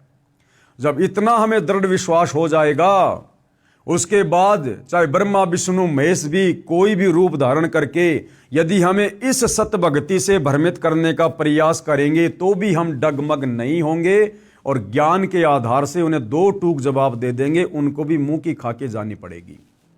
जब भगत भक्ति मार्ग पर ज्ञान को आधार बनाकर इतना दृढ़ होगा तब वह योग को प्राप्त करता है, अर्थात तब तो वो भगत कहलाता है, पक्का भगत, सच्चा भगत। गीता अध्याय 2 श्लोक 53 में कहा है कि हे अर्जुन, जिस समय आपकी बुद्धि भिन्न भिन्न प्रकार के भ्रमित करने वाले ज्ञान से हटकर एक तत्व ज्ञान पर स्थिर हो जाएगी, तब तू योगी बनेगा, अर्थात भगत बनेगा। अब बहुत सारे भगत क्या करते हैं, सतगुरु रामपाल जी से उपदेश भी ले लिया, ज्ञान को अच्छे से समझा नहीं, सत्संग ध्यान से सुने नहीं, कुछ दिनों बाद यूट्यूब पर देखेंगे फला फला बाबा प्रवचन कर रहा है, सतगुरु रामपाल जी की निंदा चुगली कर रहा है, उनके शास्त्र प्रमाणित सत्संगों में मीन मेख निकाल रहा है, और वो नादान भगत जो सतगुरु रामपाल जी से उपदेश भी ले चुका है लेकिन अपने कमजोर संस्कार के कारण, अपनी ज्ञानहीनता के कारण, सत्संग ज्यादा ना सुन पाने के कारण और उस काल के दूत की बातों में आ जाता है, जो काल का दूत स्पेशल इसी पंथ में सतगुरु रामपाल जी की संगत को भ्रमित करने के लिए माया मोह नाम के उस व्यक्ति की तरह काल के द्वारा भेजा गया होता है। और यदि वो भगत उसकी मीठी मीठी बातों को सुनकर, क्योंकि कबीर परमात्मा अपनी वाणी में कहते हैं कि भाई बीजक की बाता कहे और बीजक नाही हाथ, और पृथ्वी डुबोवन उतरे ये कर कर मीठी बात।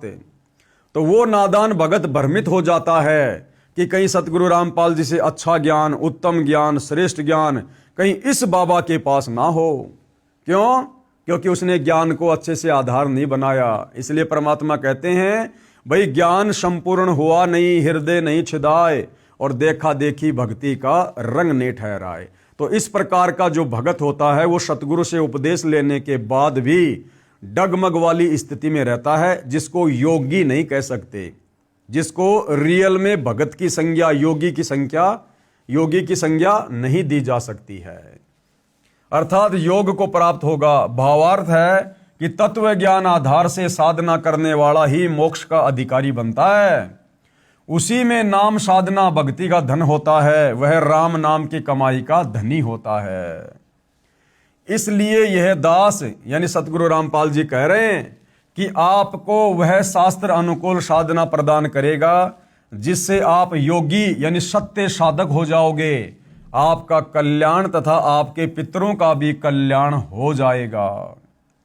जैसा कि विष्णु पुराण तीसरे अंश अध्याय 15 श्लोक 13 से 17 पेज नंबर 210 पर लिखा है कि देवताओं के निमित्त श्राद्ध पूजा में अयुग्म संज्ञा 3, 5, 7, 9 की संज्ञा में ब्राह्मणों को एक साथ भोजन कराएं तथा उनका मुंह पूर्व दिशा की ओर बैठाकर भोजन कराएं तथा पितरों के लिए श्राद्ध पूजा करने के समय युग्म संज्ञा 2, 4, 6, 8 यानी इतनी संख्या में ब्राह्मणों को बुलाकर और किसी का मुंह उत्तर दिशा में तो किसी का मुंह पूर्व दिशा में करके उनको भोजन करवाना चाहिए, जिससे उनके पूर्वजों की, पितरों की तृप्ति हो जाती है।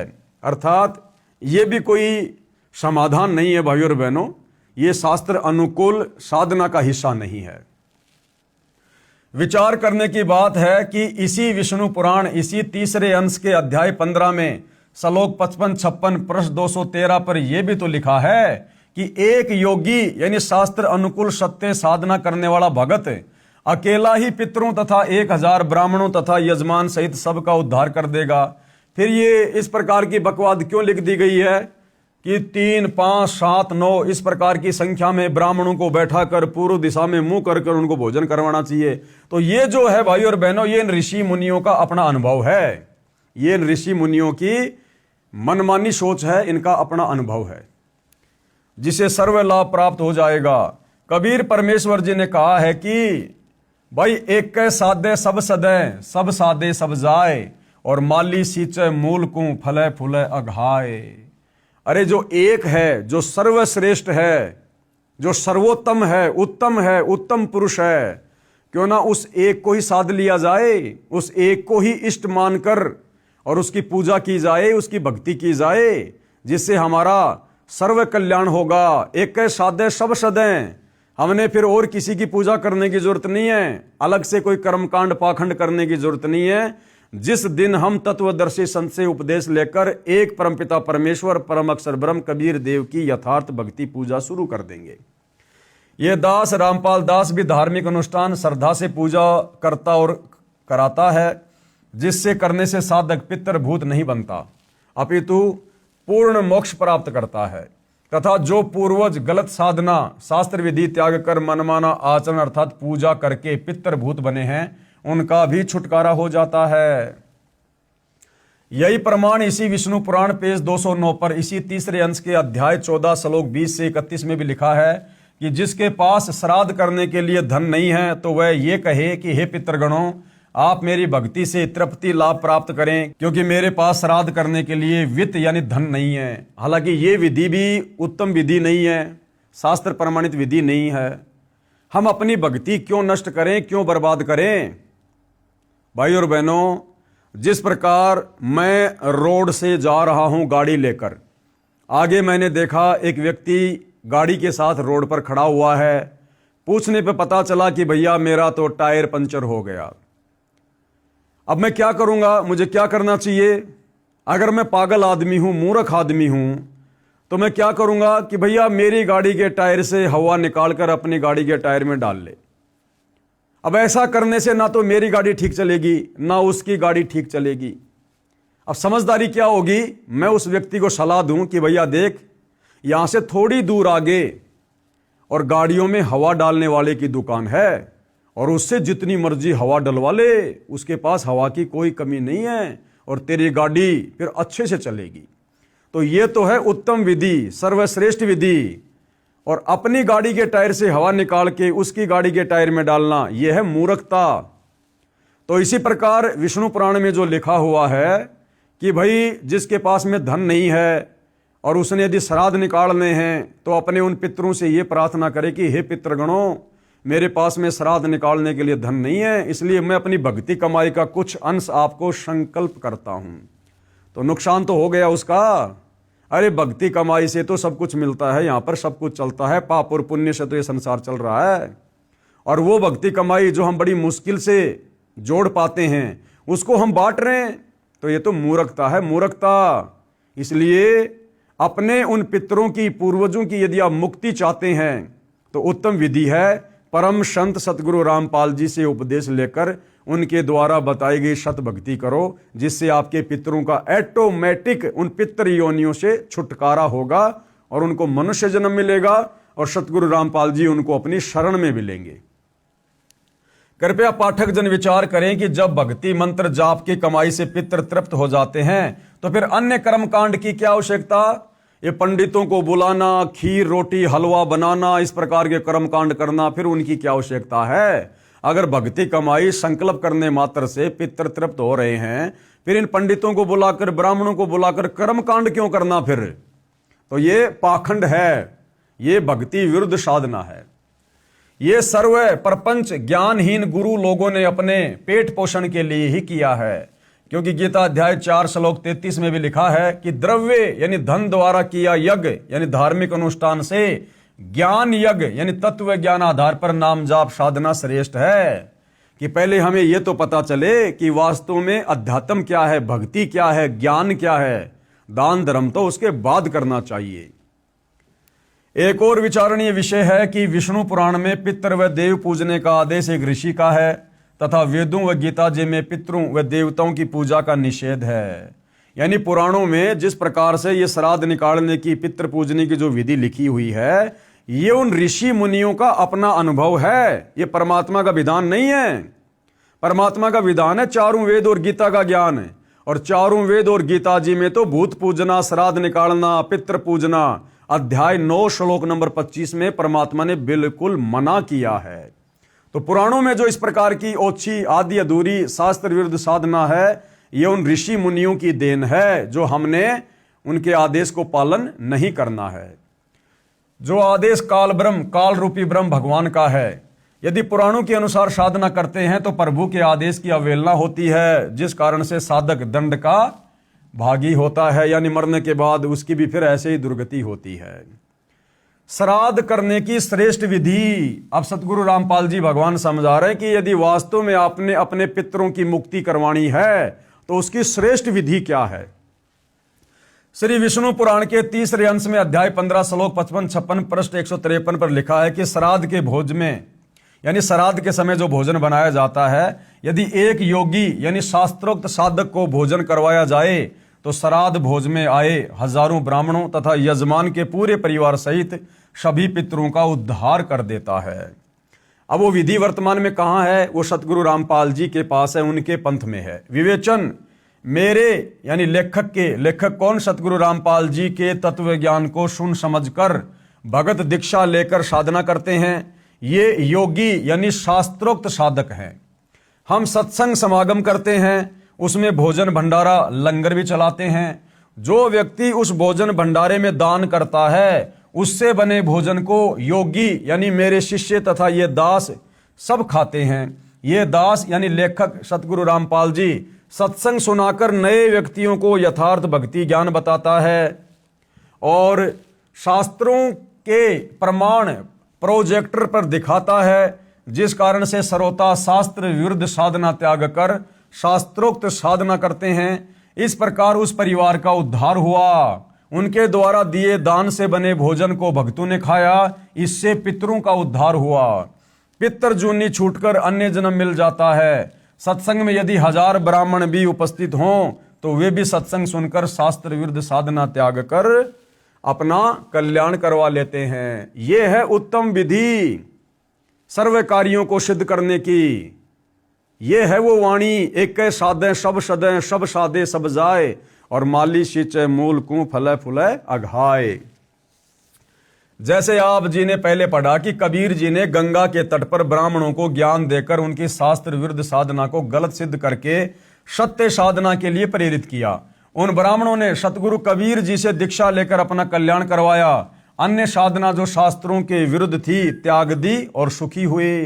तो ठीक इसी प्रकार वर्तमान में भी मानव समाज ने सतगुरु रामपाल जी की बातों को, उनके सत्संगों को, उनके द्वारा लिखी पुस्तकों को गहनता से पढ़कर, सोचकर, समझकर, चिंतन मनन करके अपनी आत्मा के कल्याण हेतु और अपने पूर्वजों की आत्मा के कल्याण हेतु इस सतभक्ति को शीघ्रातिशीघ्र अपना लेना चाहिए।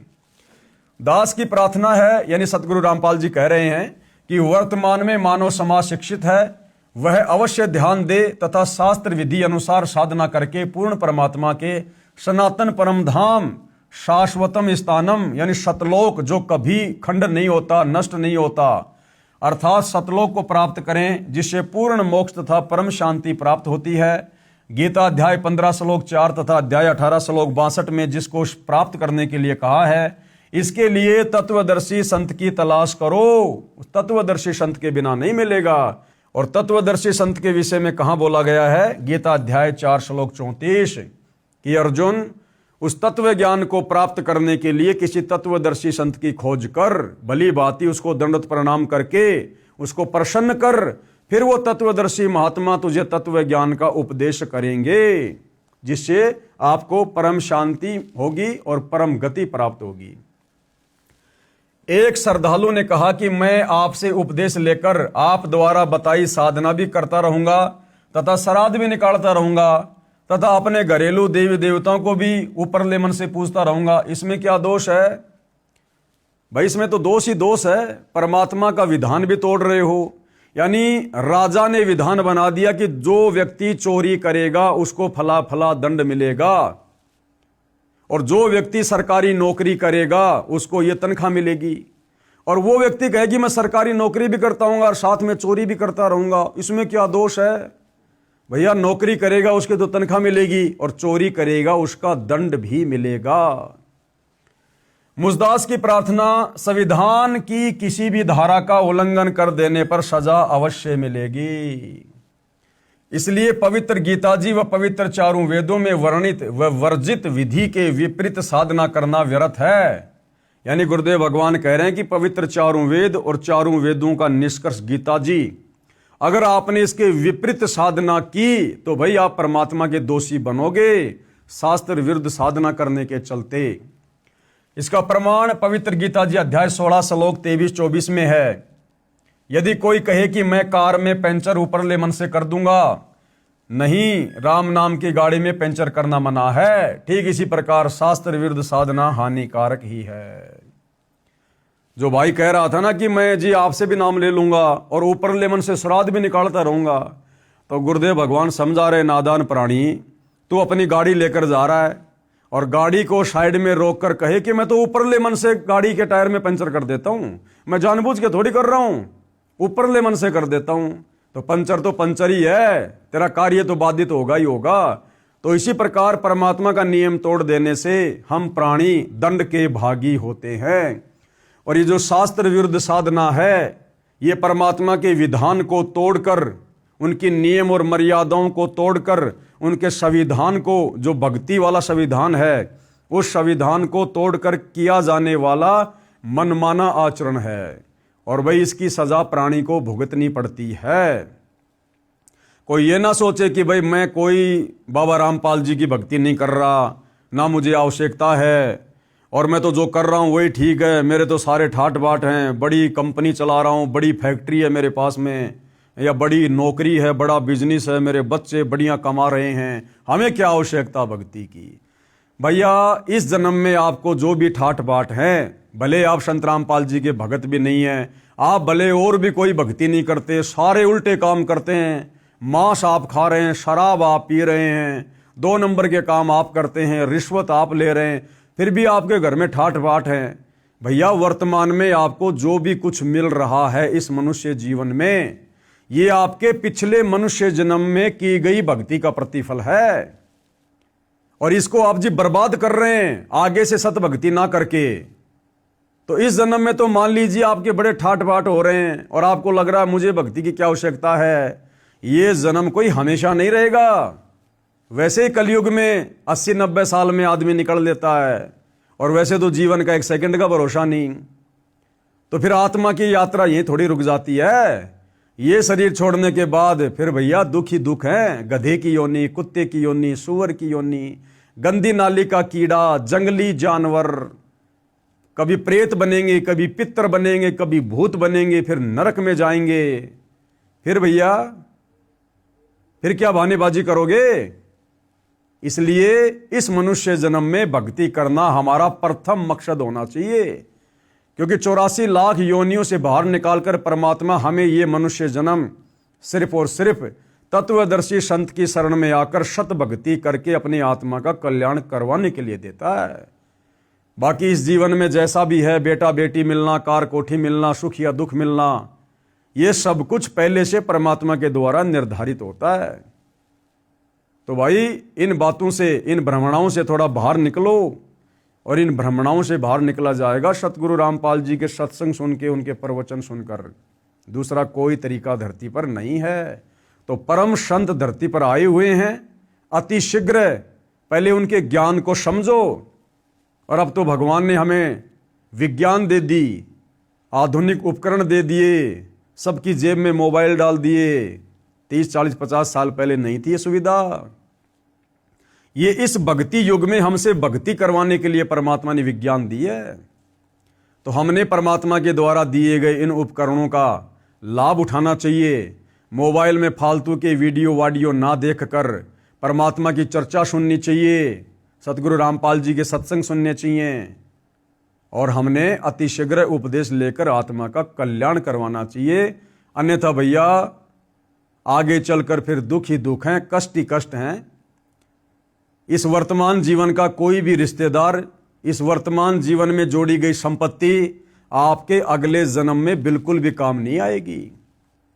आपको कोई जानेगा भी नहीं, पहचानेगा भी नहीं।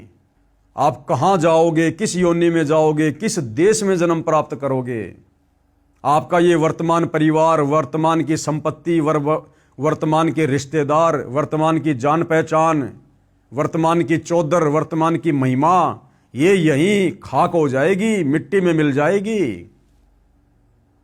ये तुम्हारे वर्तमान परिवार वाले तुम्हारे मरने के बाद में तुम्हें साल भर में बड़ी मुश्किल से जब तुम्हारे श्राद्ध आएंगे उस दिन याद करेंगे, घंटा 2 घंटा, कि आज हमारे दादाजी के श्राद्ध हैं। अरे खुद को देख लो भाई, आज आप अपने दादा परदादा को जो मर चुके हैं, आप खुद उनको कितना याद करते हो। साल 2 साल में कभी याद आ गए तो आ गए, तो हमें कौन याद करेगा। फिर काई की महिमा, काई की चौधर। हम तो कहीं गधे बन के कुम्हार के नीचे डंडे खा रहे होंगे, पीछे से हमारे घर वाले हमारे श्राद्ध निकाल रहे होंगे, हमारे धर्मगुरु अपनी रोजी रोटी का धंधा चला रहे होंगे, और वो जीव कहीं दुर्गति। तो भाई विचार करो, अब समय है, मनुष्य जन्म है, परमात्मा धरती पर है, सच्चा सतगुरु स्वयं धरती पर है। इससे अच्छा मौका इस मनुष्य जीवन के लिए शायद ही कभी किसी युग में मिले। फिर तो समझदार को तो भाई और बहनों संकेत ही काफी होता है। बाकी सतगुरु रामपाल जी के कर कमल से लिखित पवित्र पुस्तक हिंदू साहिबान नहीं समझे गीता वेद पुराण, आज इस पवित्र पुस्तक पर हमारा ये 18वें नंबर का वीडियो था। कल परमेश्वर जी के आशीर्वाद से फिर सेवा में हाजिर होंगे। तब तक गुरुदेव भगवान हम सबको आज्ञा दे, आशीर्वाद दे, सद्बुद्धि दे, हमारा मार्गदर्शन करे। बंदी छोड़ सतगुरु रामपाल जी भगवान की जय हो।